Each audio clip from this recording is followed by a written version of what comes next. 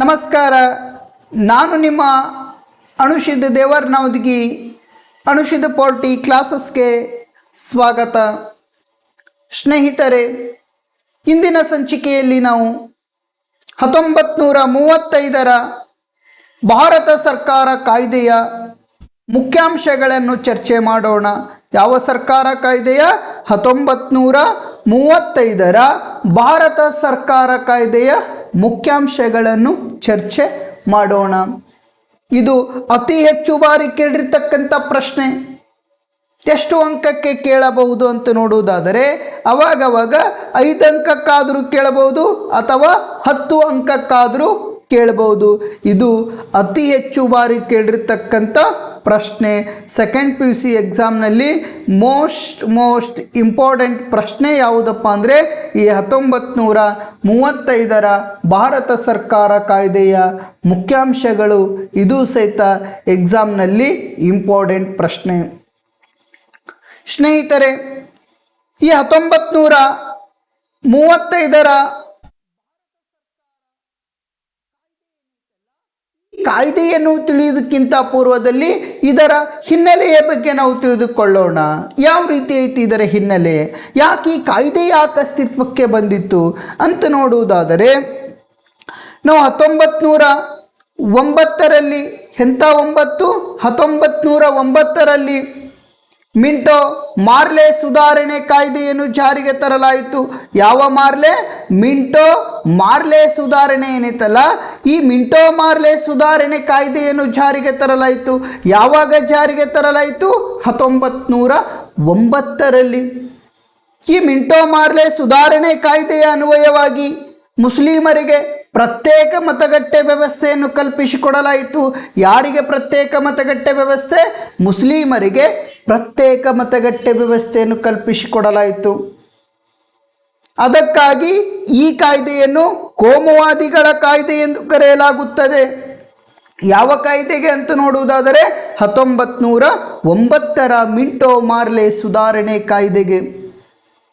ಈ 1909ರ ಮಿಂಟೋ ಮಾರ್ಲೆ ಸುಧಾರಣೆ ಕಾಯ್ದೆ ಏನೈತಲ್ಲ, ಈ ಕಾಯ್ದೆಯಲ್ಲಿರ್ತಕ್ಕಂಥ ನ್ಯೂನತೆಗಳನ್ನು ಸರಿಪಡಿಸಲುಗೋಸ್ಕರ 1919ರಲ್ಲಿ ಮತ್ತೊಂದು ಕಾಯ್ದೆ ಜಾರಿಗೆ ತರಲಾಗುತ್ತದೆ. ಯಾವ ಕಾಯ್ದೆ ಅಂದರೆ ಮಾಂಟೆಗೋ ಚೇಮ್ಸ್ಬರ್ಗ್ ಕಾಯ್ದೆ. ಯಾವ ಕಾಯ್ದೆ? ಮಾಂಟೆಗೋ ಚೇಮ್ಸ್ಬರ್ಗ್ ಕಾಯ್ದೆ ಏನೈತಲ್ಲ, ಈ ಕಾಯ್ದೆಯನ್ನು 1919ರಲ್ಲಿ ಜಾರಿಗೆ ತರಲಾಗುತ್ತದೆ. ಈ ಕಾಯ್ದೆಯ ಕೆಲವೊಂದಿಷ್ಟು ಮುಖ್ಯಾಂಶಗಳನ್ನು ನಾವು ನೋಡುವುದಾದರೆ, ಈ 1919ರ ಮಾಂಟೆಗೋ ಚೇಮ್ಸ್ಬರ್ಗ್ ಕಾಯ್ದೆ ಏನೈತಲ್ಲ, ಈ ಕಾಯ್ದೆಯ ಅನ್ವಯವಾಗಿ, ಯಾವ ಕಾಯ್ದೆಯ ಅನ್ವಯವಾಗಿ?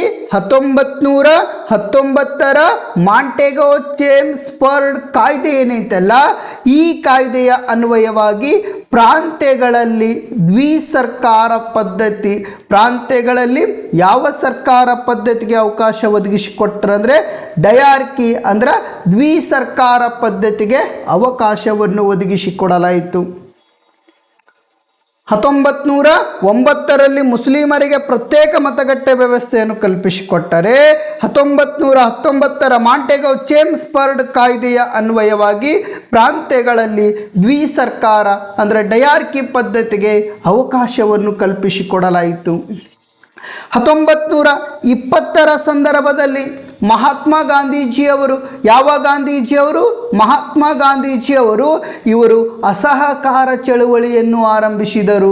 ಯಾವ ಕಾರ ಚಳುವಳಿ ಅಂತ ನೋಡುವುದಾದರೆ ಅಸಹಕಾರ ಚಳುವಳಿ ಏನೈತಲ್ಲ, ಈ ಅಸಹಕಾರ ಚಳುವಳಿ ಯಾವಾಗ ಆರಂಭ ಮಾಡಿದರಂದರೆ 1920ರಲ್ಲಿ. ಅಷ್ಟೇ ಅಲ್ಲದೆ ಸ್ನೇಹಿತರೆ, 1920ರಲ್ಲಿ ಇಡೀ ರಾಷ್ಟ್ರಾದ್ಯಂತ ಪೂರ್ಣ ಸ್ವರಾಜ್ಯ ಬೇಡಿಕೆಯನ್ನು ಮುಂದಿಟ್ಟರು.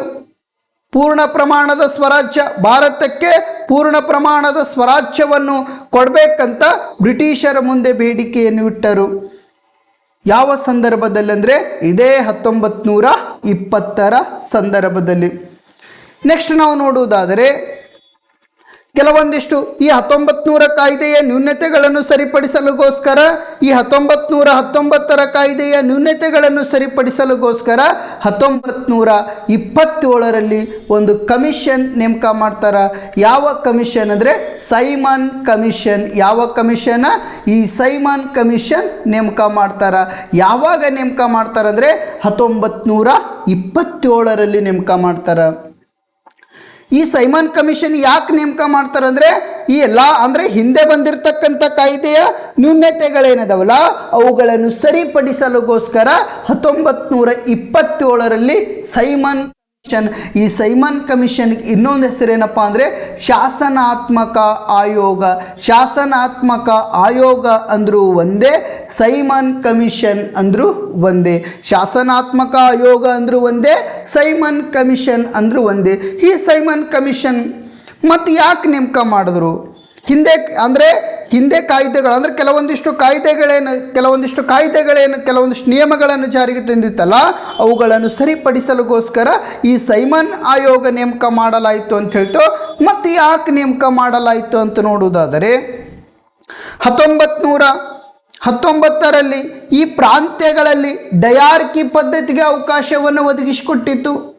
1919ರ ಮಾಂಟೆಗೋ ಚೇಮ್ಸ್ಬರ್ಗ್ ಕಾಯ್ದೆ ಏನೈತಲ್ಲ ಈ ಕಾಯ್ದೆ ಪ್ರಾಂತ್ಯಗಳಲ್ಲಿ ಡಯಾರ್ಕಿ ಪದ್ಧತಿಗೆ ಅವಕಾಶಗಳನ್ನು ಒದಗಿಸಿಕೊಟ್ಟಿತ್ತು.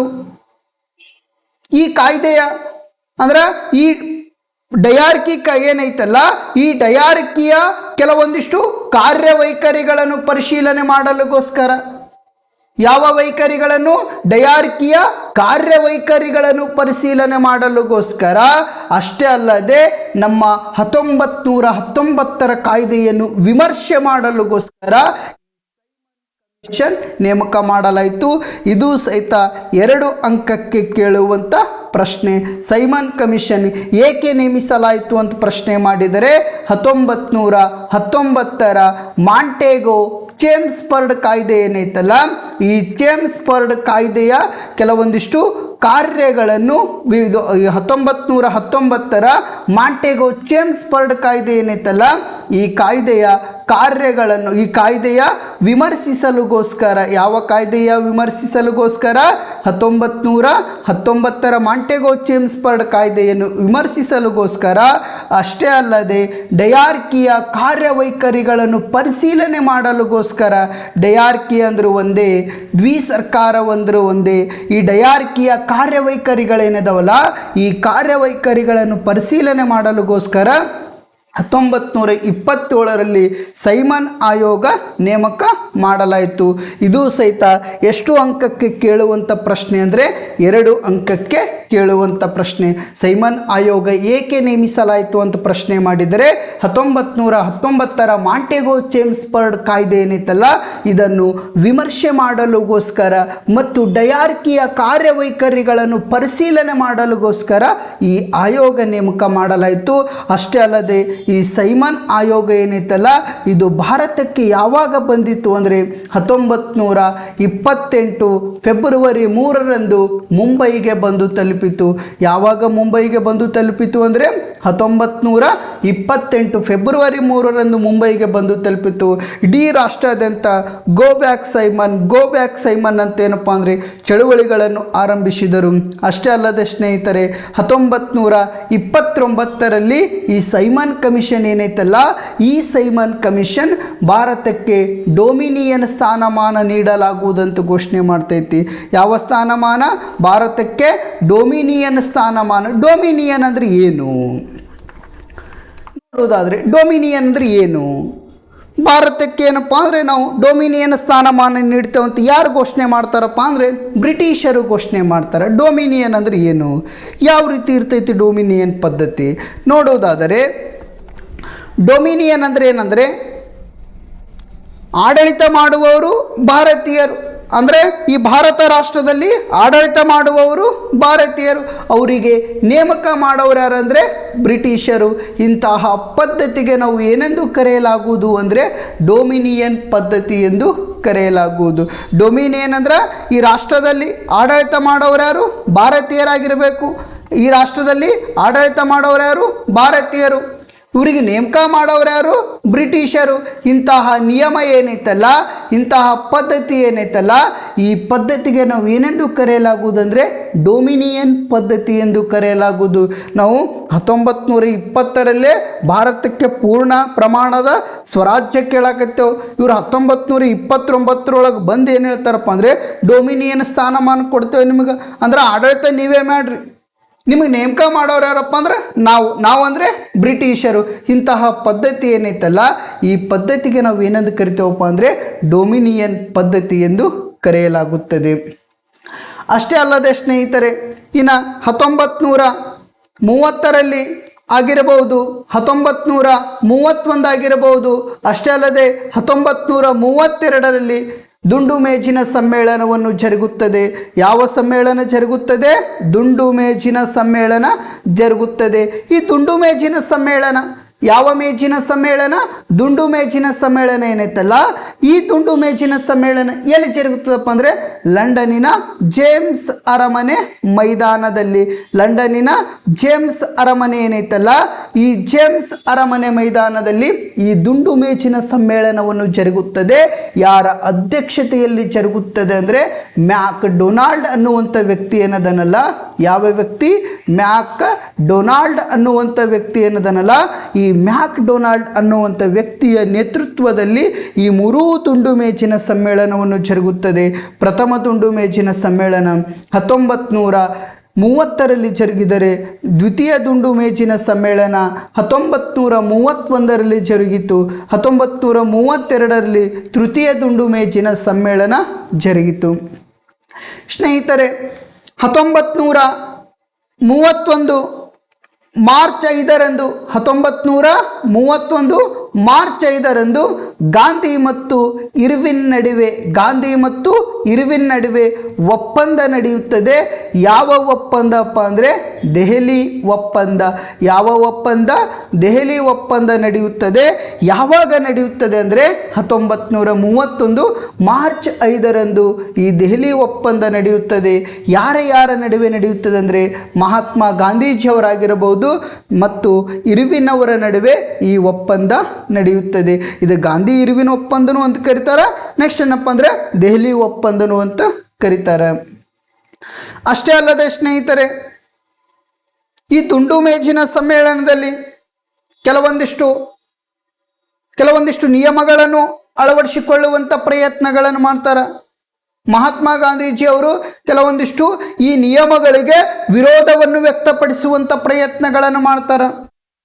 ಅದಕ್ಕಾಗಿ 1932 ಎಂಥ 1932 ಸೆಪ್ಟೆಂಬರ್ 24 ಎಂಥ 24 ಸೆಪ್ಟೆಂಬರ್ 24ರಲ್ಲಿ ಡಾಕ್ಟರ್ BR ಅಂಬೇಡ್ಕರ್ ಮತ್ತು ಮಹಾತ್ಮ ಗಾಂಧೀಜಿ ಅವರ ನಡುವೆ ಯಾರ ನಡುವೆ? ಡಾಕ್ಟರ್ BR ಅಂಬೇಡ್ಕರ್ ಅವರು ಏನದಾರಲ್ಲ, ಈ ಡಾಕ್ಟರ್ BR ಅಂಬೇಡ್ಕರ್ ಅವರು ಮತ್ತು ಮಹಾತ್ಮ ಗಾಂಧೀಜಿ ಅವರ ನಡುವೆ ಒಂದು ಒಪ್ಪಂದ ನಡೀತೈತಿ. ಯಾವ ಒಪ್ಪಂದ ಅಂದರೆ ಪುನಾ ಒಪ್ಪಂದ ಅಥವಾ ಎರವಡ ಒಪ್ಪಂದ. ಪುನಾ ಒಪ್ಪಂದ ಅಂದ್ರೆ ಒಂದೇ, ಅಥವಾ ಈ ಎರವಡ ಒಪ್ಪಂದ ಏನೈತಲ್ಲ, ಈ ಎರವಡ ಒಪ್ಪಂದ ಯಾವಾಗ ನಡೆಯಿತು ಅಂದರೆ 1932 ಸೆಪ್ಟೆಂಬರ್ 24ರಂದು ನಡೆಯಿತು.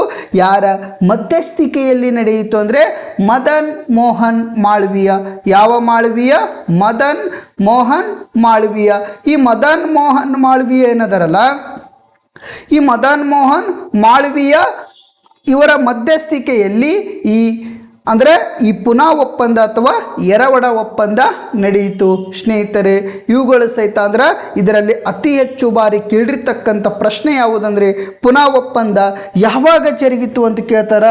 ಯಾವಾಗ ಜರುಗಿತು ಅಂದರೆ 1932 ಸೆಪ್ಟೆಂಬರ್ 24ರಂದು ಜರುಗಿತು.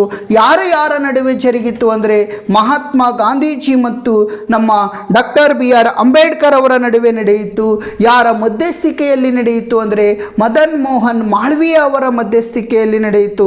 ಸ್ನೇಹಿತರೆ, ಈ ಒಪ್ಪಂದಕ್ಕೆ ನಾವು ಎರವಡ ಒಪ್ಪಂದ ಅಂತ ನಾವು ಕರಿತೇವಪ್ಪ ಅಂದರೆ ನಮ್ಮ ಮಹಾತ್ಮ ಗಾಂಧೀಜಿ ಅವರೇನದರಲ್ಲ ಆ ಸಂದರ್ಭದಲ್ಲಿ ಎರವಡ ಜೈಲಿನಲ್ಲಿ ಇರುವುದರಿಂದ ಅದಕ್ಕಾಗಿ ಈ ಒಪ್ಪಂದವನ್ನು ನಾವೇನೆಂದು ಕರೆಯಲಾಗುತ್ತದೆ ಅಂದರೆ ಎರವಡ ಒಪ್ಪಂದ ಎಂದಲೂ ಕರೆಯಲಾಗುತ್ತದೆ.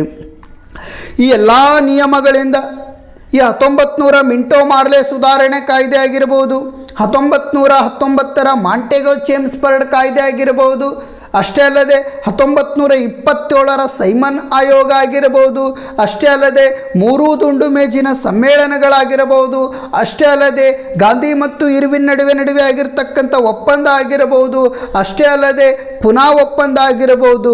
ಇದರ ಫಲವಾಗಿ ಯಾವ ಕಾಯ್ದೆ ಜಾರಿಗೆ ಬರಲಾಯಿತು ಅಂದರೆ 1935ರ ಭಾರತ ಸರ್ಕಾರ ಕಾಯ್ದೆ ಜಾರಿಗೆ ಬರಲಾಯಿತು. ಅರ್ಥ ಆಯ್ತಾ?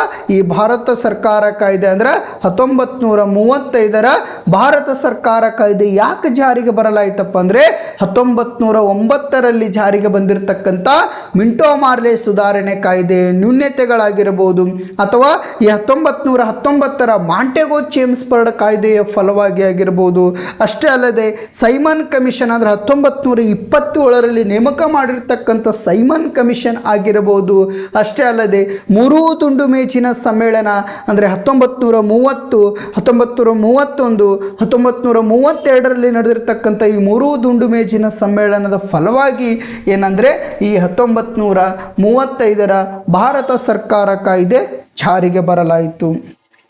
ಸ್ನೇಹಿತರೆ, ಈ 1935ರ ಭಾರತ ಸರ್ಕಾರ ಕಾಯ್ದೆ ಏನೈತಲ್ಲ, ಕಾಯ್ದೆ ಎಷ್ಟು ವಿಧಿಗಳನ್ನು ಒಳಗೊಂಡಿದೆ ಅಂತ ನೋಡುವುದಾದರೆ ಈ 1935ರ ಭಾರತ ಸರ್ಕಾರ ಕಾಯ್ದೆ ಎಷ್ಟು ವಿಧಿಗಳನ್ನು ಒಳಗೊಂಡಿದೆ ಅಂದರೆ 321 ವಿಧಿಗಳನ್ನು ಒಳಗೊಂಡಿದೆ. ಎಷ್ಟು ವಿಧಿಗಳನ್ನು ಒಳಗೊಂಡಿದೆ? 321 ವಿಧಿಗಳೇನಿದಾವಲ್ಲ, ಈ 321 ವಿಧಿಗಳನ್ನು ಒಳಗೊಂಡಿದೆ. ಅಷ್ಟೇ ಅಲ್ಲದೆ ಎಷ್ಟು ಅನುಸೂಚಿಗಳನ್ನು ಒಳಗೊಂಡಿದೆ ಅಂತ ನೋಡುವುದಾದರೆ ಈ 1935ರ ಭಾರತ ಸರ್ಕಾರ ಕಾಯ್ದೆ ಏನೈತಲ್ಲ, ಈ ಕಾಯ್ದೆ 321 ವಿಧಿಗಳನ್ನು ಒಳಗೊಂಡಿದ್ದರೆ 10 ಅನುಸೂಚಿಗಳನ್ನು ಒಳಗೊಂಡಿದೆ. ಸ್ನೇಹಿತರೆ, ಇದು ಸಹಿತ ಎಕ್ಸಾಮ್ನಲ್ಲಿ ಅತಿ ಹೆಚ್ಚು ಬಾರಿ ಕೇಳಿರ್ತಕ್ಕಂಥ ಪ್ರಶ್ನೆ. 1935ರ ಭಾರತ ಸರ್ಕಾರ ಕಾಯ್ದೆ ಎಷ್ಟು ವಿಧಿಗಳು ಮತ್ತು ಎಷ್ಟು ಅನುಸೂಚಿಗಳನ್ನು ಒಳಗೊಂಡಿದೆ ಅಂತ ಅವಾಗವಾಗ ಎಷ್ಟು ಅಂಕಕ್ಕೆ ಕೇಳುವಂಥ ಪ್ರಶ್ನೆ ಅಂದರೆ 2 ಅಂಕಕ್ಕೆ ಕೇಳುವಂಥ ಪ್ರಶ್ನೆ. ಸ್ನೇಹಿತರೆ, ವಿಧಿ ಅಂದರೂ ಒಂದೇ, ಅರ್ಥ ಮಾಡ್ಕೊಡ್ರಿ. ವಿಧಿ ಅಂದರೂ ಒಂದೇ, ನೆಕ್ಸ್ಟ್ ಕಲಂ ಅಂದರೂ ಒಂದೇ, ನೆಕ್ಸ್ಟ್ ಆರ್ಟಿಕಲ್ ಅಂದರೂ ಒಂದೇ. ವಿಧಿ ಅಂದರೂ ಒಂದೇ, ಕಲಂ ಅಂದರೂ ಒಂದೇ, ಆರ್ಟಿಕಲ್ ಅಂದರೂ ಒಂದೇ, ನೆಕ್ಸ್ಟ್ ಏನಪ್ಪ ಅಂದರೆ ಲೇಖನ ಅಂದರೂ ಒಂದೇ. ಇವು 4 ಏನದವಲ್ಲ, ಇವು 4 ಸಮಾನಾರ್ಥಕ ಪದಗಳು. ವಿಧಿಗಳಂದ್ರೂ ಒಂದೇ, ಕಲಂ ಅಂದರೂ ಒಂದೇ, ಆರ್ಟಿಕಲ್ ಅಂದರೂ ಒಂದೇ, ಲೇಖನ ಅಂದರೂ ಒಂದೇ. ಈ 1935ರ ಭಾರತ ಸರ್ಕಾರ ಕಾಯ್ದೆಯು 321 ವಿಧಿಗಳನ್ನು ಒಳಗೊಂಡಿತ್ತು, 10 ಅನುಸೂಚಿಯನ್ನು ಒಳಗೊಂಡಿತ್ತು. ಅನುಸೂಚಿ ಅಂದರೂ ಒಂದೇ, ಅನುಬಂಧ ಅಂದರೂ ಒಂದೇ. ಅನುಸೂಚಿ ಅಂದರೂ ಒಂದೇ, ಅನುಬಂಧ ಅಂದರೂ ಒಂದೇ. ಸ್ನೇಹಿತರೆ, ಈ ಭಾರತ ಸರ್ಕಾರ ಕಾಯ್ದೆ 321 ವಿಧಿಗಳು ಮತ್ತು 10 ಅನುಸೂಚಿಗಳನ್ನು ಒಳಗೊಂಡಿತ್ತು. ಅಷ್ಟೇ ಅಲ್ಲದೆ ಭಾರತದ ಸಂವಿಧಾನಕ್ಕೆ ಈ ಕಾಯ್ದೆಯಿಂದ ಅಂದರೆ 1935ರ ಭಾರತ ಸರ್ಕಾರ ಕಾಯ್ದೆಯಿಂದ 75% ಅಂಶಗಳನ್ನು ಎರವಲು ಪಡೆಯಲಾಗಿದೆ. ಎಷ್ಟರಷ್ಟು ಅಂಶಗಳು? 75% ಅಂಶಗಳನ್ನು ನಮ್ಮ ಭಾರತ ಸಂವಿಧಾನಕ್ಕೆ ಎರವಲು ಪಡೆಯಲಾಗಿದೆ. ಆದ್ದರಿಂದ ಈ ಕಾಯ್ದೆಯನ್ನು ಭಾರತ ಸಂವಿಧಾನದ ನೀಲಿ ನಕಾಶೆ ಅಥವಾ ನೀಲಿ ನಕ್ಷೆ ಎಂದು ಕರೆಯಲಾಗುವುದು.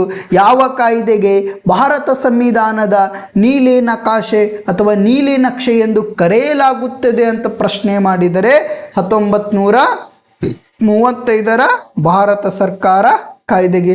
ಯಾಕೆ ಈ ಭಾರತ ಸರ್ಕಾರ ಕಾಯ್ದೆಗೆ ನೀಲಿ ನಕಾಶೆ ಅಥವಾ ನೀಲಿ ನಕ್ಷೆ ಅಂತ ಕರೀತಾರಪ್ಪ ಅಂದರೆ 75% ಅಂಶಗಳು ಈ ಕಾಯ್ದೆಯಿಂದ ನಮ್ಮ ಭಾರತ ಸಂವಿಧಾನಕ್ಕೆ ಎರವಲು ಪಡೆದುಕೊಂಡಿರುವುದರಿಂದ ಅದಕ್ಕಾಗಿ ಈ ಕಾಯ್ದೆಗೆ ನೀಲಿ ನಕಾಶೆ ಅಥವಾ ನೀಲಿ ನಕ್ಷೆ ಎಂದು ಕರೆಯಲಾಗುತ್ತದೆ. ಸ್ನೇಹಿತರೆ, ಇಲ್ಲೊಂದು ಚಿತ್ರ ಕೊಟ್ಟಿನಿ ನಿಮಗೆ.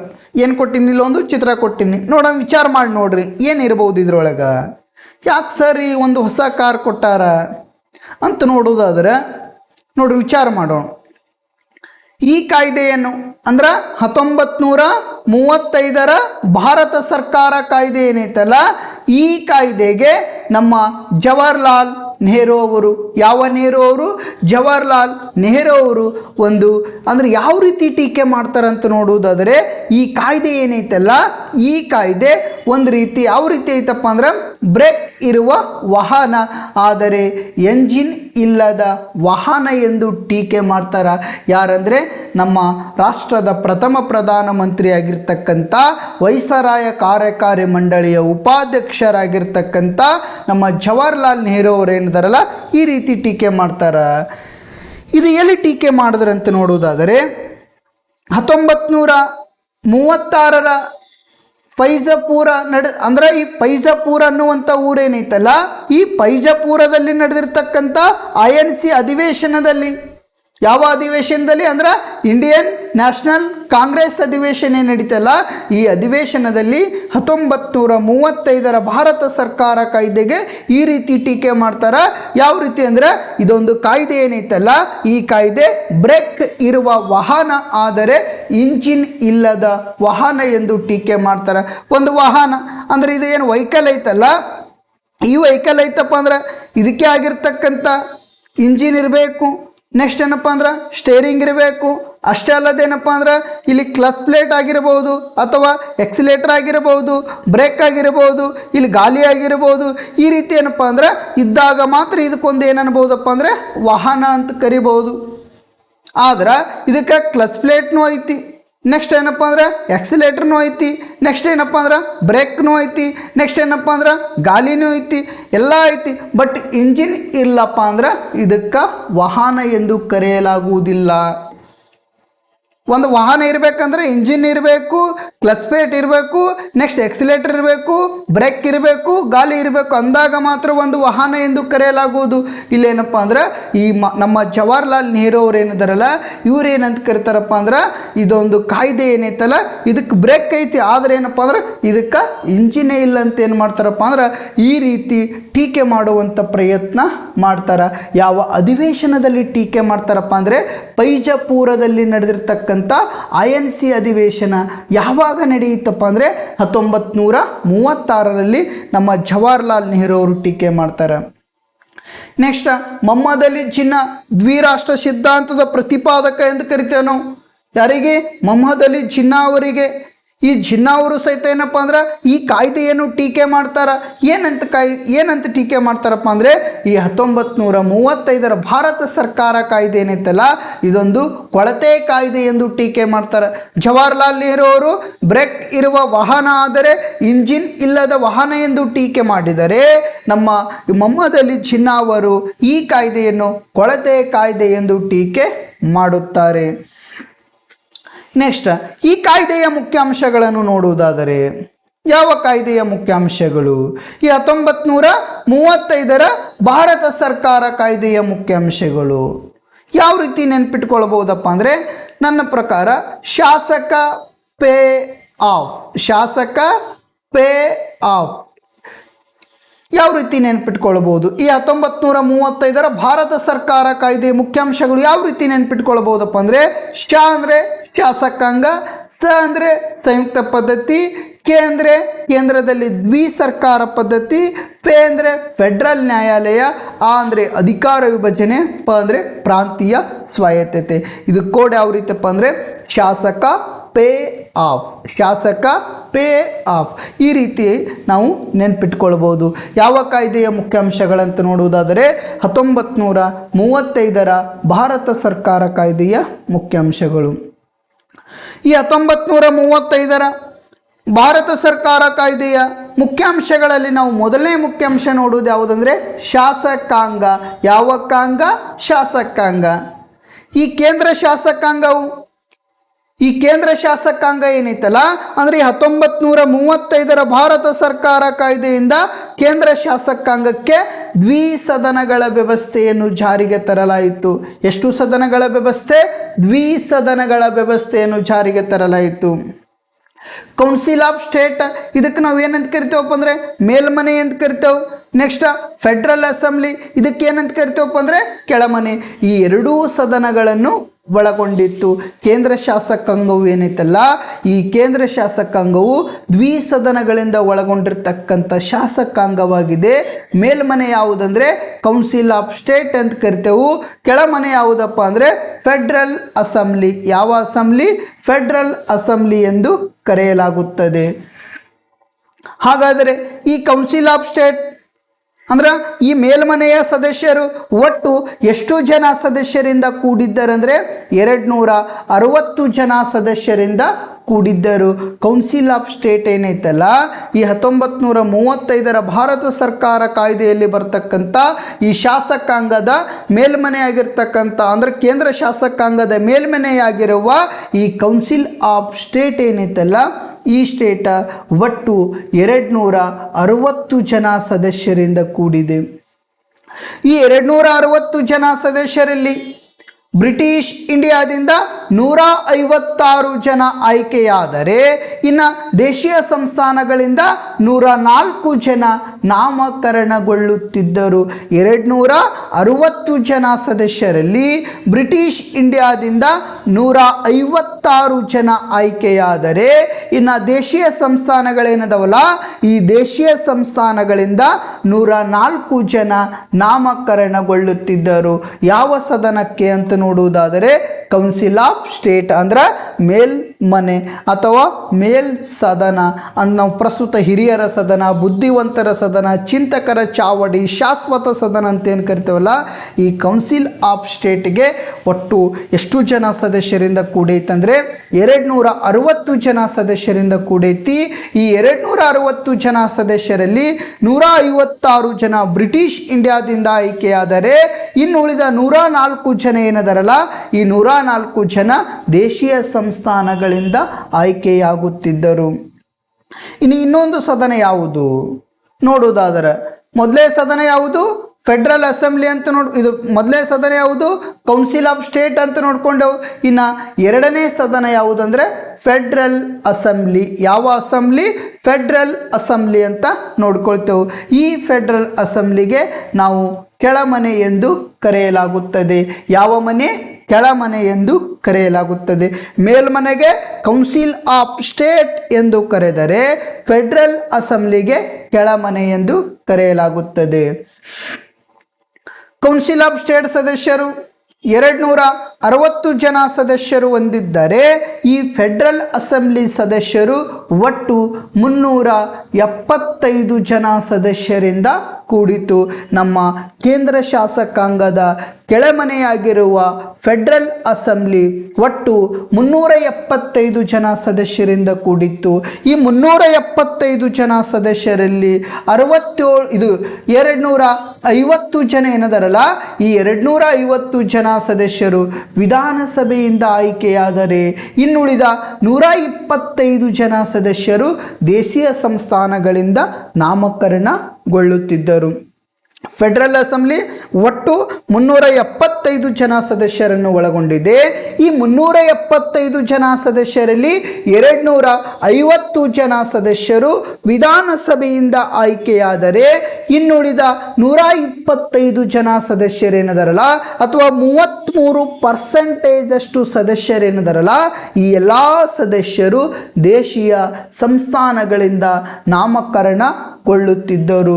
ನೋಡ್ರಿ ಸ್ನೇಹಿತರೆ, ಈ ಕೌನ್ಸಿಲ್ ಆಫ್ ಸ್ಟೇಟ್ ಅಂತ ಏನು ಕರಿತೇವಲ್ಲ, ನಾವು ಮೇಲ್ಮನೆ ಅಂತ ಏನು ಕರಿತೇವಲ್ಲ, ಈ ಮೇಲ್ಮನೆ ಒಟ್ಟು ಎಷ್ಟು ಜನ ಸದಸ್ಯರಿಂದ ಕೂಡೈತಿ? 260 ಜನ ಸದಸ್ಯರಿಂದ ಕೂಡೈತಿ. ಈ 260 ಜನ ಸದಸ್ಯರಲ್ಲಿ ಬ್ರಿಟಿಷ್ ಇಂಡಿಯಾದಿಂದ ಎಷ್ಟು ಜನ ಆಯ್ಕೆ ಆಗ್ತಿದ್ರು? 156 ಜನ ಆಯ್ಕೆ ಆಗ್ತಿದ್ರು. ಇನ್ನು ದೇಶೀಯ ಸಂಸ್ಥಾನಗಳಿಂದ ಎಷ್ಟು ಜನ ಆಯ್ಕೆ ಆಗ್ತಿದ್ರು? 104 ಜನ ಆಯ್ಕೆ ಆಗ್ತಿದ್ರು. ಹಾಗಾದರೆ ಈ ಫೆಡ್ರಲ್ ಅಸೆಂಬ್ಲಿ ಏನಂತ ಕರಿತೇವಲ್ಲ ಅಂದ್ರೆ ಕೆಳಮನೆ ಅಂತ ಏನು ಕರಿತೇವಲ್ಲ, ಈ ಕೆಳಮನೆಯ ಸದಸ್ಯರ ಸಂಖ್ಯೆ ಎಷ್ಟೈತಿ? 375 ಜನ ಸದಸ್ಯರನ್ನು ಒಳಗೊಂಡೈತಿ. ಈ 375 ಜನ ಸದಸ್ಯರಲ್ಲಿ ಎಷ್ಟು ಜನ ಸದಸ್ಯರಲ್ಲಿ? 375 ಜನ ಸದಸ್ಯರಲ್ಲಿ ವಿಧಾನಸಭೆಯಿಂದ 250 ಜನ ಆಯ್ಕೆಯಾದರೆ, ಇನ್ನುಳಿದ ಅಂದರೆ 125 ಜನ ಏನೈತಲ್ಲ, ಈ 125 ಜನ ದೇಶೀಯ ಸಂಸ್ಥಾನಗಳಿಂದ ನಾಮಕರಣಗೊಳ್ಳುತ್ತಿದ್ದರು. ಇದು ನಮ್ಮ 1935ರ ಭಾರತ ಸರ್ಕಾರ ಕಾಯ್ದೆಯ ಶಾಸಕಾಂಗ. ಎಷ್ಟು ಸದನಗಳಿಂದ ಕೂಡೈತಿ? 2 ಸದನಗಳಿಂದ. ಯಾವ ಯಾವ ಸದನಗಳು ಅಂದರೆ ಮೇಲ್ಮನೆಗೆ ನಾವು ಏನೆಂದು ಕರಿತಿದ್ದೆವು? ಕೌನ್ಸಿಲ್ ಆಫ್ ಸ್ಟೇಟ್ ಎಂದು ಕರೆಯಲಾಗುತ್ತದೆ. ಕೆಳಮನೆಗೆ ಏನೆಂದು ಕರೆಯಲಾಗುವುದು? ಫೆಡರಲ್ ಅಸೆಂಬ್ಲಿ ಎಂದು ಕರೆಯಲಾಗುತ್ತದೆ. ಹಾಗಾದರೆ ಕೌನ್ಸಿಲ್ ಆಫ್ ಸ್ಟೇಟ್ ಒಟ್ಟು ಸದಸ್ಯರ ಸಂಖ್ಯೆ 260. ಹಾಗಾದರೆ 260 ಜನ ಸದಸ್ಯರಲ್ಲಿ ಬ್ರಿಟಿಷ್ ಇಂಡಿಯಾದಿಂದ 156 ಜನ, ದೇಶೀಯ ಸಂಸ್ಥಾನಗಳಿಂದ 104 ಜನ ಆಯ್ಕೆ ಆಗ್ತಿದ್ರು. ಇನ್ನು ಫೆಡರಲ್ ಅಸೆಂಬ್ಲಿಯ ಸದಸ್ಯರ ಸಂಖ್ಯೆ ಒಟ್ಟು ಎಷ್ಟು? 375. ಈ 375ರಲ್ಲಿ 250 ಜನ ಎಲ್ಲಿಂದ ಆಯ್ಕೆ ಆಗ್ತಿದ್ರು? ವಿಧಾನಸಭೆಯಿಂದ ಆಯ್ಕೆ ಆಗ್ತಿದ್ರು. ಇನ್ನುಳಿದ 125 ಜನ ಎಲ್ಲಿಂದ ಆಯ್ಕೆ ಆಗ್ತಿದ್ರು? ದೇಶೀಯ ಸಂಸ್ಥಾನಗಳಿಂದ ನಾಮಕರಣಗೊಳ್ಳುತ್ತಿದ್ದರು. ಇನ್ನು 2ನೇ ಪಾಯಿಂಟ್ಸ್, 1ನೇ ಪಾಯಿಂಟ್ಸ್ ಯಾವುದಪ್ಪ ಅಂದರೆ ಶಾಸಕಾಂಗದ ಬಗ್ಗೆ ನೋಡಿಕೊಂಡೆವು. ಇನ್ನು 2ನೇ ಪಾಯಿಂಟ್ಸ್ ಯಾವುದಂದರೆ ಸಂಯುಕ್ತ ಪದ್ಧತಿ. ಯಾವ ಪದ್ಧತಿ? ಸಂಯುಕ್ತ ಪದ್ಧತಿ. ಈ 1935ರ ಭಾರತ ಸರ್ಕಾರ ಕಾಯ್ದೆಯು ಬ್ರಿಟಿಷ್ ಪ್ರಾಂತ್ಯಗಳು ಮತ್ತು ದೇಶೀಯ ಸಂಸ್ಥಾನಗಳನ್ನು ಒಳಗೊಂಡ ಭಾರತದ ಸಂಯುಕ್ತ ಪದ್ಧತಿಗೆ ಅವಕಾಶವನ್ನು ಕಲ್ಪಿಸಿಕೊಡಲಾಯಿತು. ಯಾವ ಕಾಯ್ದೆ? 1935ರ ಭಾರತ ಸರ್ಕಾರ ಕಾಯ್ದೆ ಬ್ರಿಟಿಷ್ ಪ್ರಾಂತ್ಯಗಳು ಮತ್ತು ದೇಶೀಯ ಸಂಸ್ಥಾನಗಳನ್ನು ಒಳಗೊಂಡ ಭಾರತದ ಸಂಯುಕ್ತ ಪದ್ಧತಿಗೆ ಅವಕಾಶವನ್ನು ಒದಗಿಸಿಕೊಟ್ಟಿರ್ತಕ್ಕಂಥ ಕಾಯ್ದೆ ಯಾವುದು ಅಂದರೆ 1935ರ ಭಾರತ ಸರ್ಕಾರ ಕಾಯ್ದೆ. ನೆಕ್ಸ್ಟ್, ಇನ್ನು 3ನೇದು ಯಾವುದಂತ ನೋಡುವುದಾದರೆ ಕೇಂದ್ರದಲ್ಲಿ ದ್ವಿಸರ್ಕಾರ ಪದ್ಧತಿ ಅಂದ್ರೆ ಡಯಾರ್ಕಿ ಪದ್ಧತಿ ಅಂತ ನೋಡ್ತೇವಲ್ಲ ನಾವು. ಡಯಾರ್ಕಿ ಅಂದ್ರೆ ಒಂದೇ, ದ್ವಿಸರ್ಕಾರ ಅಂದ್ರೆ ಒಂದೇ. ಡಯಾರ್ಕಿ ಅಂದ್ರೆ ಒಂದೇ, ದ್ವಿಸರ್ಕಾರ ಅಂದ್ರೆ ಒಂದೇ, ದ್ವಿಪ್ರಭುತ್ವ ಅಂದ್ರೂ ಒಂದೇ. 1919ರ ಮಾಂಟೆಗೋ ಚೇಮ್ಸ್ಬರ್ಗ್ ಕಾಯ್ದೆಯ ಅನ್ವಯವಾಗಿ ಪ್ರಾಂತ್ಯಗಳಲ್ಲಿ ದ್ವಿಸರ್ಕಾರ ಪದ್ಧತಿಗೆ ಅವಕಾಶವನ್ನು ಕಲ್ಪಿಸಿಕೊಟ್ಟರೆ 1935ರ ಭಾರತ ಸರ್ಕಾರ ಕಾಯ್ದೆಯ ಅನ್ವಯವಾಗಿ ಕೇಂದ್ರದಲ್ಲಿ ಸರ್ಕಾರ ಪದ್ಧತಿಗೆ ಅಂದ್ರೆ ಡಯಾರ್ಕಿ ಪದ್ಧತಿಗೆ ಅಥವಾ ಕೇಂದ್ರದಲ್ಲಿ ದ್ವಿಪ್ರಭುತ್ವ ಪದ್ಧತಿಗೆ ಅವಕಾಶವನ್ನು ಕಲ್ಪಿಸಿಕೊಡಲಾಯಿತು. ಎಕ್ಸಾಮ್ನಾಗ ಕೇಳಬಹುದು, ಪ್ರಾಂತ್ಯಗಳಲ್ಲಿ ದ್ವಿಸರ್ಕಾರ ಪದ್ಧತಿಗೆ ಅವಕಾಶವನ್ನು ಒದಗಿಸಿಕೊಟ್ಟಿರ್ತಕ್ಕಂಥ ಕಾಯ್ದೆ ಯಾವುದು ಅಂತ ಪ್ರಶ್ನೆ ಮಾಡಿದರೆ 1919ರ ಮಾಂಟೆಗೋ ಚೇಮ್ಸ್ಬರ್ಗ್ ಕಾಯ್ದೆ. ಇನ್ನು ಕೇಂದ್ರದಲ್ಲಿ ದ್ವಿಸರ್ಕಾರ ಪದ್ಧತಿಗೆ ಅವಕಾಶ ಮಾಡಿಕೊಟ್ಟಿರ್ತಕ್ಕಂಥ ಕಾಯ್ದೆ ಅಂತ ಪ್ರಶ್ನೆ ಮಾಡಿದರೆ 1935ರ ಭಾರತ ಸರ್ಕಾರ ಕಾಯ್ದೆ. ಎಕ್ಸಾಮ್ನಾಗ ಪ್ರಶ್ನೆ ಮಾಡ್ತಾರೆ, ಡಯಾರ್ಕಿ ಎಂದರೆ ಏನು ಅಂತ ಪ್ರಶ್ನೆ ಮಾಡಿದರೆ ಡಯಾರ್ಕಿ ಎಂದರೆ ದ್ವಿಸರ್ಕಾರ ಅಥವಾ ದ್ವಿಪ್ರಭುತ್ವ. ಯಾವ ಪ್ರಭುತ್ವ? ದ್ವಿಪ್ರಭುತ್ವ. ದ್ವಿಪ್ರಭುತ್ವ ಅಂದ್ರೂ ಒಂದೇ, ದ್ವಿಸರ್ಕಾರ ಅಂದ್ರೂ ಒಂದೇ. ಯಾವ ಸರ್ಕಾರ? ದ್ವಿಸರ್ಕಾರ ಅಂದ್ರೂ ಒಂದೇ, ಡಯಾರ್ಕಿ ಅಂದ್ರೂ ಒಂದೇ. ಈ ಪದ್ಧತಿ ಏನೈತಲ್ಲ, ಈ ಪದ್ಧತಿ 1919ರ ಮಾಂಟೆಗೋ ಚೇಮ್ಸ್ಬರ್ಗ್ ಕಾಯ್ದೆಯ ಅನ್ವಯವಾಗಿ ಪ್ರಾಂತ್ಯಗಳಲ್ಲಿ ಅವಕಾಶ ಒದಗಿಸಿಕೊಟ್ರೆ 1935ರ ಭಾರತ ಸರ್ಕಾರ ಕಾಯ್ದೆ ಅನ್ವಯವಾಗಿ ಕೇಂದ್ರದಲ್ಲಿ ಒದಗಿಸಿಕೊಡಲಾಯಿತು.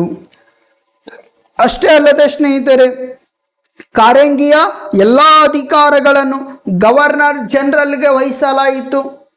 ಕಾರಂಗಿಯ ಅಧಿಕಾರಗಳೇನದವಲ್ಲ, ಈ ಎಲ್ಲ ಕಾರಂಗಿಯ ಅಧಿಕಾರಗಳು ಯಾರಿಗೆ ವಹಿಸಲಾಯಿತು ಅಂದರೆ ಗವರ್ನರ್ ಜನರಲ್ ರವರಿಗೆ ವಹಿಸಲಾಯಿತು. ಯಾವ ಜನರಲ್? ಗವರ್ನರ್ ಜನರಲ್ ರವರು ಏನದರಲ್ಲ, ಇವರಿಗೆ ಕಾರಂಗಿಯ ಎಲ್ಲ ಅಧಿಕಾರಗಳನ್ನು ವಹಿಸಿಕೊಡಲಾಯಿತು.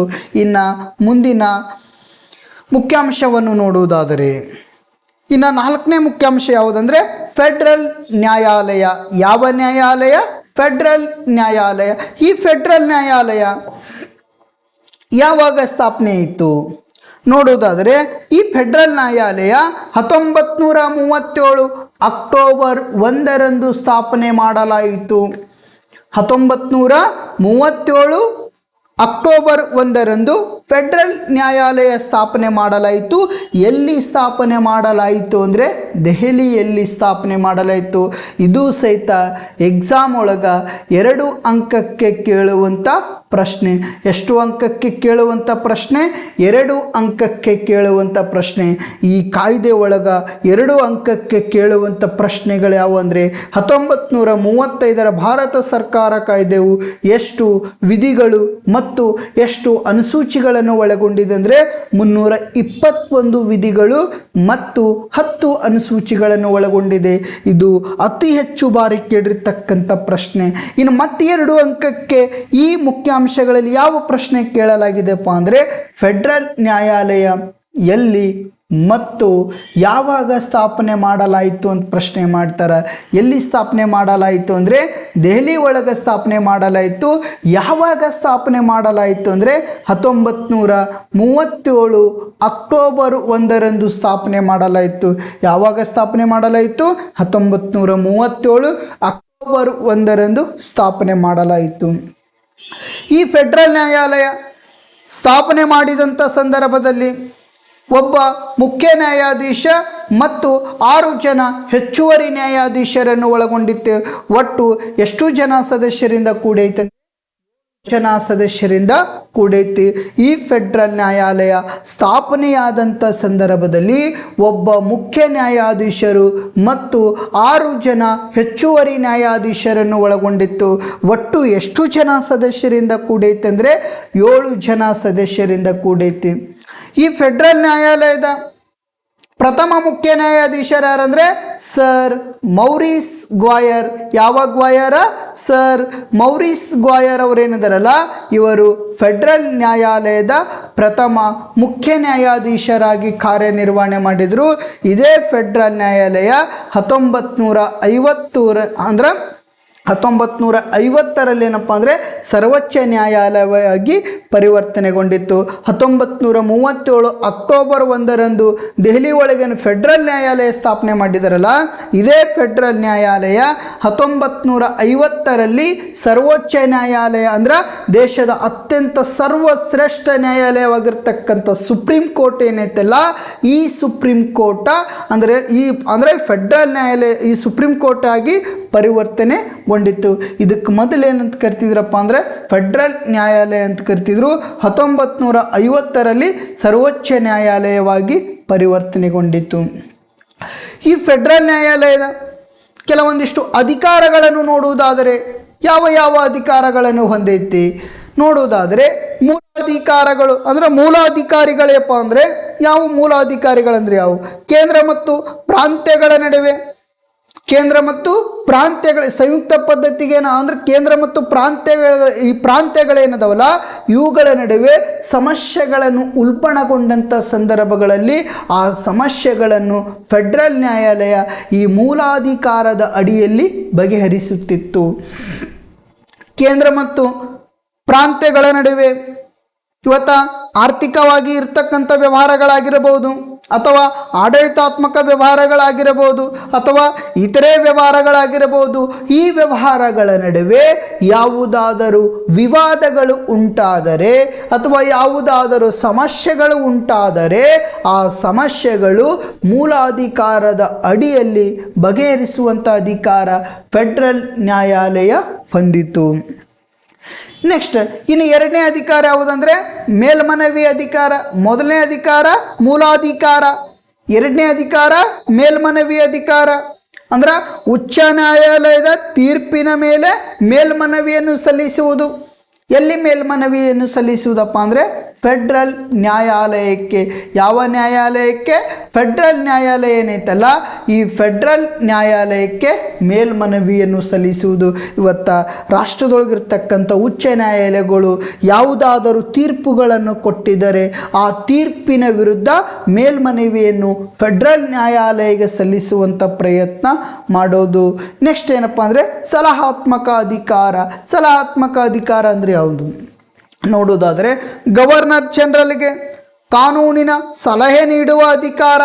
ಫೆಡರಲ್ ನ್ಯಾಯಾಲಯ ಗವರ್ನರ್ ಜನರಲ್ಗೆ ಸಲಹೆಯನ್ನು ಕೇಳಿದರೆ ಇವತ್ತು ಯಾವುದಾದರೂ ಕೇಂದ್ರ ಮತ್ತು ಪ್ರಾಂತ್ಯಗಳ ನಡುವೆ ಸಮಸ್ಯೆಗಳನ್ನು ಉಲ್ಬಣಗೊಂಡಂಥ ಸಂದರ್ಭಗಳಲ್ಲಿ ಆ ಸಂದರ್ಭಗಳಲ್ಲಿ ಕಾನೂನಿನ ಸಲಹೆ ಗವರ್ನರ್ ಜನರಲ್ ರವರು ಫೆಡ್ರಲ್ ನ್ಯಾಯಾಲಯಕ್ಕೆ ಕೇಳಿದಂಥ ಸಂದರ್ಭದಲ್ಲಿ ಆ ಫೆಡ್ರಲ್ ನ್ಯಾಯಾಲಯ ಗವರ್ನರ್ ಜನರಲ್ಗೆ ಕಾನೂನಿನ ಸಲಹೆ ನೀಡುವಂಥ ಅಧಿಕಾರವನ್ನು ಹೊಂದಿದ್ದಾರೆ.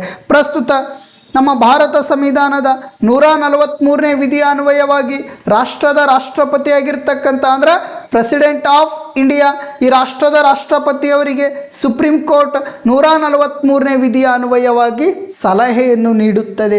ಈ 1935 ಭಾರತ ಸರ್ಕಾರ ಕಾಯ್ದೆ ಏನೈತಲ್ಲ, ಈ ಸರ್ಕಾರ ಕಾಯ್ದೆಯ ಅನ್ವಯವಾಗಿ ಗವರ್ನರ್ ಜನರಲ್ಗೆ ಕಾನೂನಿನ ಸಲಹೆ ನೀಡುವಂಥ ಅಧಿಕಾರ ಯಾರಿಗೈತಪ್ಪ ಅಂದ್ರೆ ಫೆಡ್ರಲ್ ನ್ಯಾಯಾಲಯಕ್ಕೆ ಐತಿ.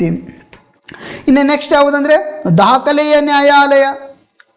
ಯಾವ ರೀತಿ ದಾಖಲೆಯ ನ್ಯಾಯಾಲಯವಾಗಿ ಕಾರ್ಯನಿರ್ವಹಣೆ ಮಾಡ್ತಾ ಅಂದ್ರೆ ಇವತ್ತು ಫೆಡ್ರಲ್ ನ್ಯಾಯಾಲಯ ಯಾವುದೇ ತೀರ್ಪುಗಳು ಕೊಡಲಿ ಆ ತೀರ್ಪುಗಳನ್ನು ದಾಖಲೆಯ ರೂಪದಲ್ಲಿ ಸಂಗ್ರಹಣೆ ಮಾಡುವಂಥ ಅಧಿಕಾರವನ್ನು ಯಾರು ಹೊಂದ್ಯಾರ ಅಂದರೆ ಫೆಡ್ರಲ್ ನ್ಯಾಯಾಲಯ. ಇವತ್ತು ರಾಷ್ಟ್ರದೊಳಗೆ ಯಾವುದಾದರೂ ತೀರ್ಪುಗಳನ್ನು ಕೊಟ್ಟಿದ್ದಾರೆ ಆ ಎಲ್ಲ ತೀರ್ಪುಗಳನ್ನು ಸಂಗ್ರಹಿಸುವಂಥ ಪ್ರಯತ್ನ ಯಾರು ಮಾಡ್ಕೊಳ್ತಾರೆ ಅಂದರೆ ಇದೇ ಫೆಡ್ರಲ್ ನ್ಯಾಯಾಲಯ ಮಾಡ್ಕೊಳ್ತೈತಿ.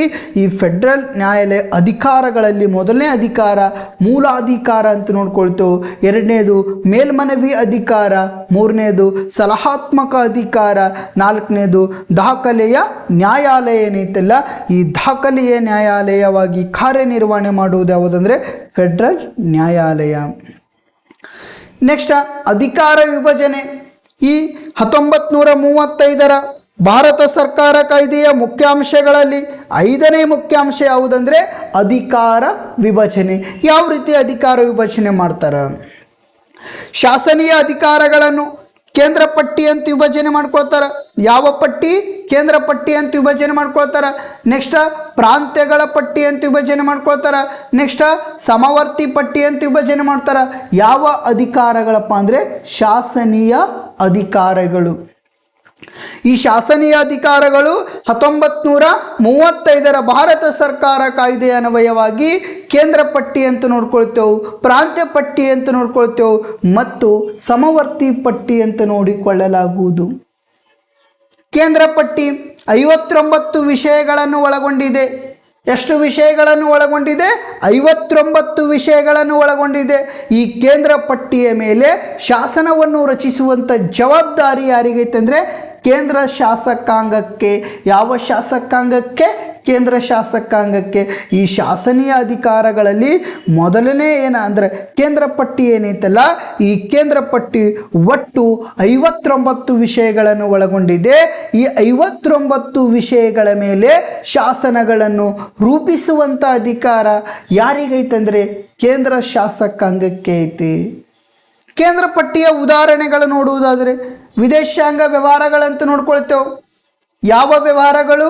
ವಿದೇಶಾಂಗ ವ್ಯವಹಾರಗಳಾಗಿರಬಹುದು, ನೆಕ್ಸ್ಟ್ ಕರೆನ್ಸಿ ಆಗಿರಬಹುದು, ರಕ್ಷಣಾ ವ್ಯವಹಾರ ಆಗಿರಬಹುದು. ಈ ಎಲ್ಲ ವ್ಯವಹಾರಗಳೇನಿದಾವಲ್ಲ, ಈ ಎಲ್ಲ ಅಧಿಕಾರಗಳೇನಿದಾವಲ್ಲ, ಈ ಎಲ್ಲ ವಿಷಯಗಳೇನಿದಾವಲ್ಲ ಈ ವಿಷಯಗಳು ಕೇಂದ್ರ ಪಟ್ಟಿಯಲ್ಲಿ ಒಳಗೊಂಡಿವೆ. ಎಕ್ಸಾಮಲ್ಲಿ ಕೇಳಬಹುದು 1935 ಭಾರತ ಸರ್ಕಾರ ಕಾಯ್ದೆಯ ಅನ್ವಯವಾಗಿ ಕೇಂದ್ರ ಪಟ್ಟಿ ಎಷ್ಟು ವಿಷಯಗಳನ್ನು ಒಳಗೊಂಡಿದೆ ಅಂತ ಪ್ರಶ್ನೆ ಮಾಡಿದರೆ 59 ವಿಷಯಗಳನ್ನು ಒಳಗೊಂಡಿದೆ. ಈ 59 ವಿಷಯಗಳ ಮೇಲೆ ಶಾಸನವನ್ನು ರೂಪಿಸುವಂಥ ಅಧಿಕಾರ ಯಾರು ಹೊಂದಿದ್ದಾರೆ ಅಂದರೆ ಕೇಂದ್ರ ಶಾಸಕಾಂಗ ಹೊಂದಿದೆ. ಹಾಗಾದರೆ ಕೇಂದ್ರ ಪಟ್ಟಿಯ ಉದಾಹರಣೆ ಅಂತ ಪ್ರಶ್ನೆ ಮಾಡಿದರೆ ವಿದೇಶಾಂಗ ವ್ಯವಹಾರಗಳಾಗಿರ್ಬೋದು, ಕರೆನ್ಸಿ ಆಗಿರ್ಬೋದು, ರಕ್ಷಣಾ ವ್ಯವಹಾರಗಳಾಗಿರ್ಬೋದು.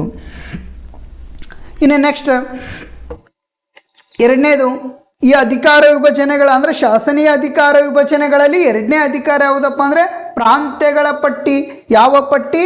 ಪ್ರಾಂತ್ಯಗಳ ಪಟ್ಟಿ ಅಂತ ನೋಡ್ಕೊಳ್ತೇವೆ ನಾವು.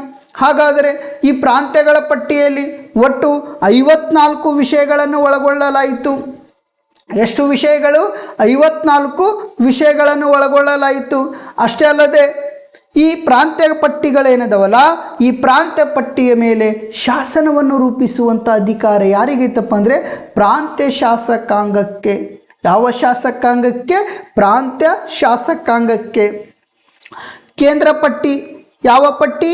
ಈ ಕೇಂದ್ರ ಪಟ್ಟಿ ಏನದವಲ್ಲ ಈ ಕೇಂದ್ರ ಪಟ್ಟಿಯಲ್ಲಿರ್ತಕ್ಕಂಥ 59 ವಿಷಯಗಳ ಮೇಲೆ ಕೇಂದ್ರ ಶಾಸಕಾಂಗ ಕಾನೂನುಗಳನ್ನು ರೂಪಿಸಿದರೆ ಅಥವಾ ಶಾಸನಗಳನ್ನು ರೂಪಿಸಿದರೆ, ಇನ್ನು ಪ್ರಾಂತ್ಯ ಪಟ್ಟಿಯಲ್ಲಿರ್ತಕ್ಕಂಥ 54 ವಿಷಯಗಳೇನಿದಾವಲ್ಲ, ಈ 54 ವಿಷಯಗಳ ಮೇಲೆ ಪ್ರಾಂತ್ಯ ಶಾಸಕಾಂಗ ಶಾಸನಗಳನ್ನು ರೂಪಿಸುತ್ತದೆ.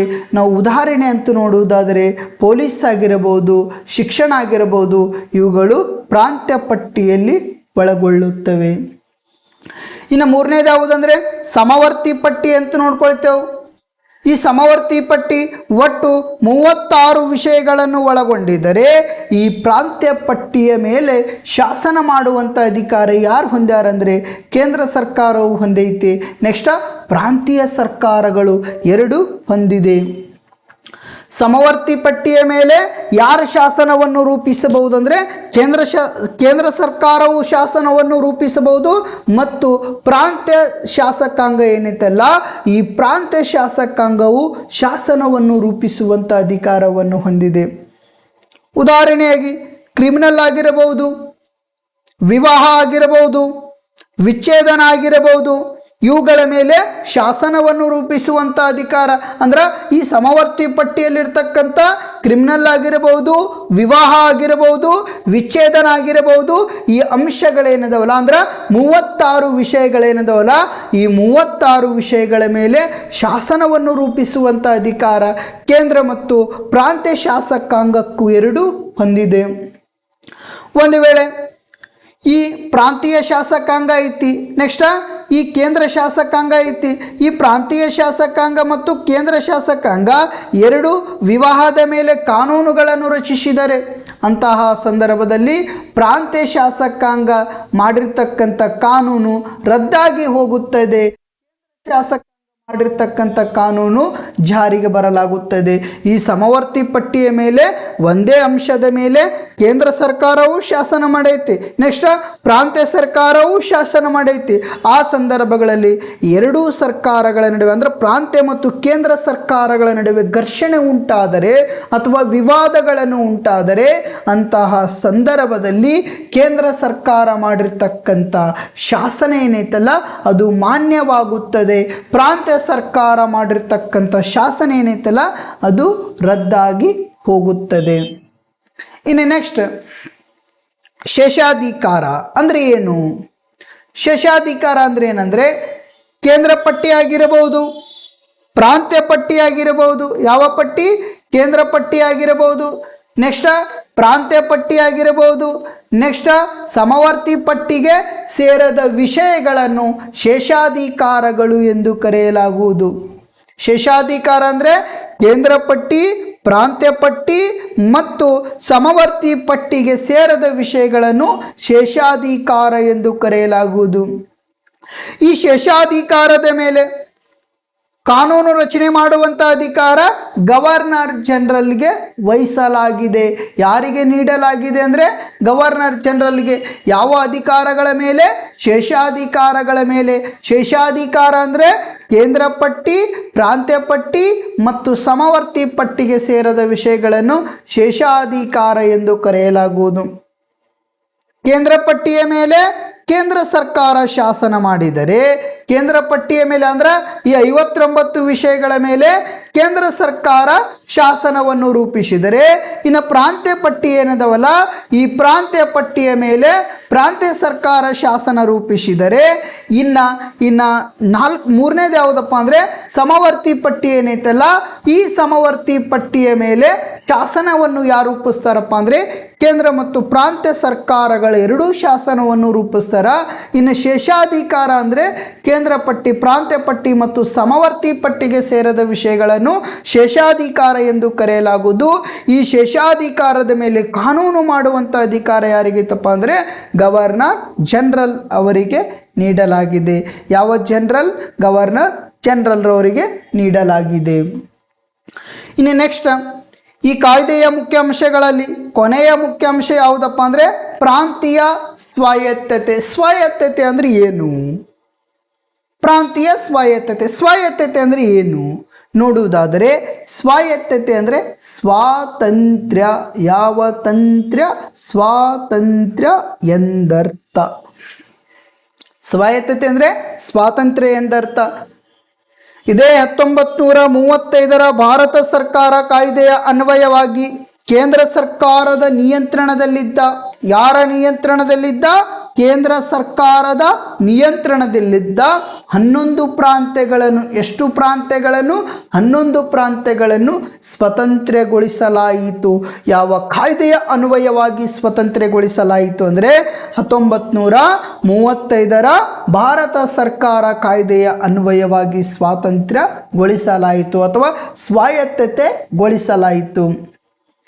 ಅಂತಹ ಪ್ರಾಂತ್ಯಗಳೆಂದರೆ ಅಂದ್ರೆ ಕೇಂದ್ರ ಸರ್ಕಾರದ ನಿಯಂತ್ರಣದಲ್ಲಿದ್ದ 11 ಪ್ರಾಂತ್ಯಗಳು ಯಾವುವು ಅಂದರೆ ಮದ್ರಾಸ್ ಆಗಿರಬಹುದು, ಬೆಂಗಾಲ್ ಆಗಿರಬಹುದು, ಪಂಜಾಬ್ ಆಗಿರಬಹುದು, ಬಿಹಾರ್ ಆಗಿರಬಹುದು, ಬಾಂಬೆ ಆಗಿರಬಹುದು, ಒರಿಸ್ಸಾ ಆಗಿರಬಹುದು, ಅಸ್ಸಾಂ ಆಗಿರಬಹುದು, ಇನ್ನಿತರೆ ಹಲವಾರು ಪ್ರಾಂತ್ಯಗಳೇನದವಲ್ಲ, ಈ ಪ್ರಾಂತ್ಯಗಳನ್ನು ಸ್ವಾತಂತ್ರ್ಯಗೊಳಿಸುತ್ತಾರೆ.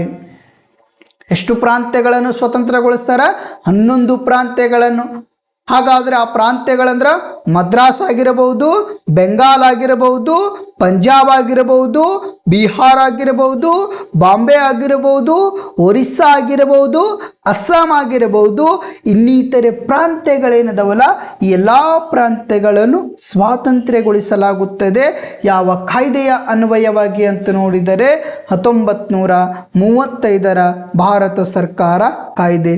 ಇದು ಯಾವ ರೀತಿ ನೆನ್ಪಿಟ್ಕೊಳ್ಬೇಕಪ್ಪ ಅಂದರೆ ಶಾಸಕ ಪೇ ಆಫ್, ಶಾಸಕ ಪೇ ಆಫ್. ಈ 1935ರ ಭಾರತ ಸರ್ಕಾರ ಕಾಯ್ದೆ ಏನೈತಲ್ಲ, ಈ ಭಾರತ ಸರ್ಕಾರ ಕಾಯ್ದೆಯ ಮುಖ್ಯಾಂಶಗಳು ಯಾವ ರೀತಿ ನೆನ್ಪಿಟ್ಕೊಳ್ಬೇಕಪ್ಪ ಅಂದರೆ ಶಾಸಕ ಪೇ ಆಫ್. ಶ ಅಂದರೆ ಶಾಸಕಾಂಗ, ಸ ಅಂದರೆ ಸಂಯುಕ್ತ ಪದ್ಧತಿ, ಕ ಅಂದರೆ ಕೇಂದ್ರದಲ್ಲಿ ದ್ವಿಸರ್ಕಾರ ಪದ್ಧತಿ, ಪೇ ಅಂದರೆ ಫೆಡ್ರಲ್ ನ್ಯಾಯಾಲಯ, ಆ ಅಂದರೆ ಅಧಿಕಾರ ವಿಭಜನೆ, ಪ ಅಂದರೆ ಪ್ರಾಂತೀಯ ಸ್ವಾಯತ್ತತೆ. ಈ ರೀತಿ ಏನಪ್ಪ ಅಂದ್ರೆ ನೆನ್ಪಿಟ್ಕೊಳ್ಬೋದು. ಸ್ನೇಹಿತರೆ, ಇಲ್ಲಿಗೆ ನಾನು ಇಂದಿನ ಸಂಚಿಕೆಯನ್ನು ಮುಕ್ತಾಯಗೊಳಿಸುತ್ತಿದ್ದೇನೆ. ಇಲ್ಲಿಗೆ ನಾನು ಇಂದಿನ ಸಂಚಿಕೆ ಏನೈತಲ್ಲ ಈ ಸಂಚಿಕೆಯನ್ನು ಮುಕ್ತಾಯಗೊಳಿಸುತ್ತಿದ್ದೇನೆ. ಎಲ್ಲರಿಗೂ ಶುಭವಾಗಲಿ.